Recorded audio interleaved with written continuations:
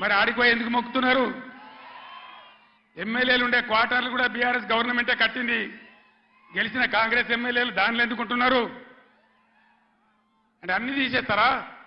Machine Kakatiya చెరువులు బంద్ చేస్తారా? ఏమేం బంద్ చేస్తారు? ఈ లిల్లీ పుట్టుకాలని నేను ఎందుకన్నా అంటే దీనికే అన్నా. ఒకనాడు ఇదే లిల్లీ పుట్టుకాల పార్టీ సింగూరు ప్రాజెక్టు మన నోరు కొట్టి మన ఎండబెట్టి ఒక డ్రాప్ ఒక చుక్క నీళ్లు కూడా మనకి ఇయ్యలే. హైదరాబాద్కి ఇచ్చినారు. బాధపడ్డాం, ఏడ్చినాం. పొలాలు ఎండిపోయినాయి. అక్కడ నిజామాబాద్ వాళ్ళు ధర్నా, ఇక్కడ మెదక్ వాళ్ళు ధర్నా. ఇయ్యలే.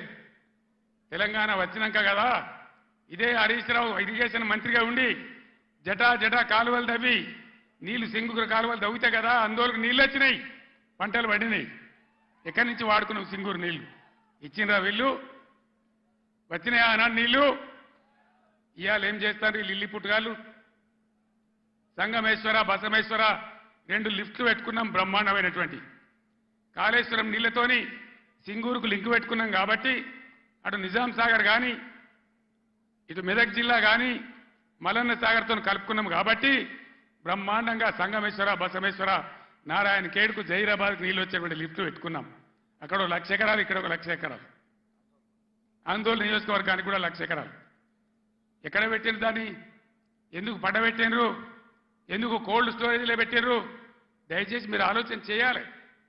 నేను మీ అందరినీ కోరుతా ఉన్నా, దళిత బిడ్డలను దళిత మేధావులను నేను కోరుతా ఉన్నా. అంబేద్కర్ గారిని అవమానిస్తే మనం మౌనం పాటించుదామా?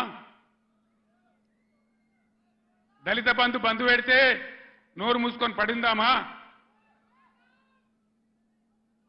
ఇవాళ వాళ్ళకి సురుకు పెట్టాలి. ఇదే పార్లమెంట్ ఎన్నికల్లో బిడ్డ మీరు మోసం చేస్తే గుద్దిత కింద పడకూడదామనే జవాబు మీరు చెప్పాలని చెప్పి నేను మిమ్మల్ని కోరుతా ఉన్నా.